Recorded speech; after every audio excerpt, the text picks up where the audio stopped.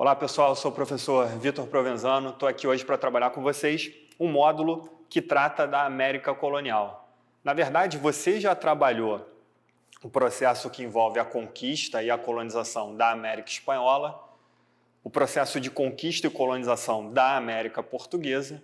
Hoje a gente vai trabalhar algumas características importantes que envolvem a colonização inglesa aqui na América, especialmente aquela que trata das 13 colônias. E é importante você identificar as 13 colônias aqui no mapa. Ó.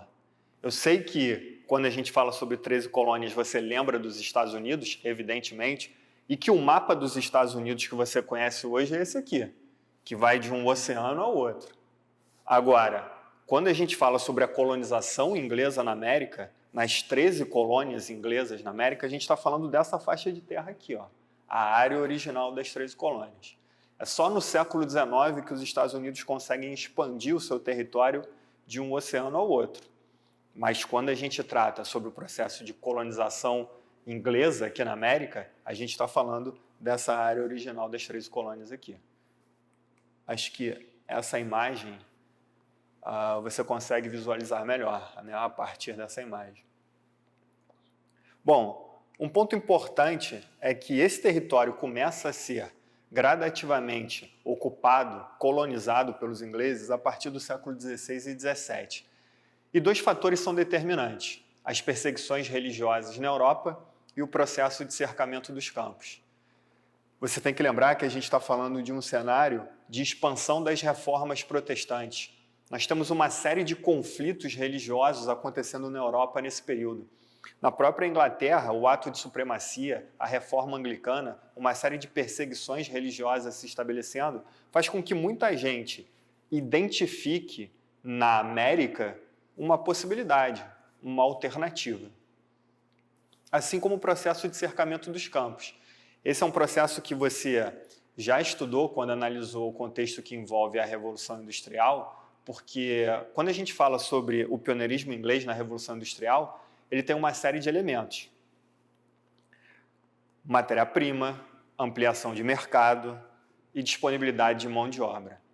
E quando a gente trata da disponibilidade de mão de obra, muita dessa mão de obra disponível está associada também a esse processo de cercamento dos campos. Terras que eram utilizadas de forma comum pelos camponeses ingleses, as chamadas terras comunais, de onde tiravam a sua subsistência, elas começam a ser cercadas. Elas tornam-se propriedade privada, tornam-se propriedade do Estado depois transferida a particulares. Acontece que esse camponês que antes tirava o seu sustento daquela terra não tem mais acesso a ela. E o que ele começa a fazer? Ele sai do campo e vai para a cidade. Na cidade vai acabar se consolidando aí como mão de obra disponível para esse processo de industrialização. Agora, é óbvio que nem todo mundo que saiu do campo e foi para a cidade vai encontrar oferta de trabalho nessa fábrica, nessa indústria ou em outros postos.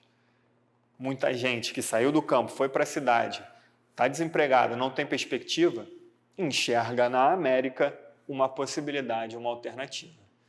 Nos séculos XVI, especialmente no século XVII, o processo de ocupação da América inglesa ele ganha corpo, ele se consolida fundamentalmente por conta desses dois aspectos aí. E vale destacar que a colonização inglesa na América ela tem algumas especificidades. É um modelo de colonização bem específico, com diferenças significativas entre a região centro-norte e a região sul. Olha para o mapa de novo. Ó. Quando eu falo da região centro-norte, estou falando aqui da Virgínia para cima. Quando eu falo da região sul, eu estou falando da Virgínia para baixo.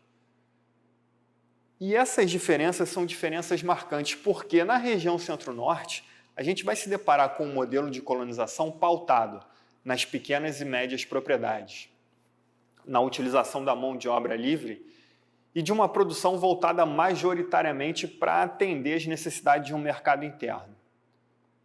Já na região sul, a gente vai identificar um modelo de colonização baseado no sistema de plantation. O que é isso, professor? Eu já ouvi essa palavrinha, mas como é que funciona esse sistema de plantation?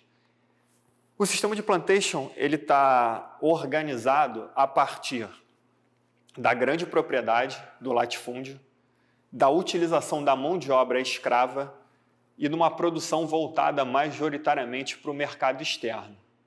Esse aqui é um elemento importante da nossa aula, porque existem diferenças significativas entre o modelo de colonização da região Centro-Norte para a região Sul.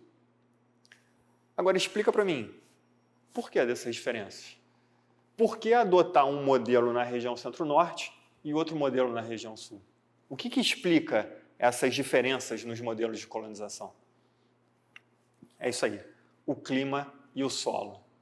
Na região Norte, eu vou me deparar com um clima e um solo próximos àqueles que eu encontro na Europa.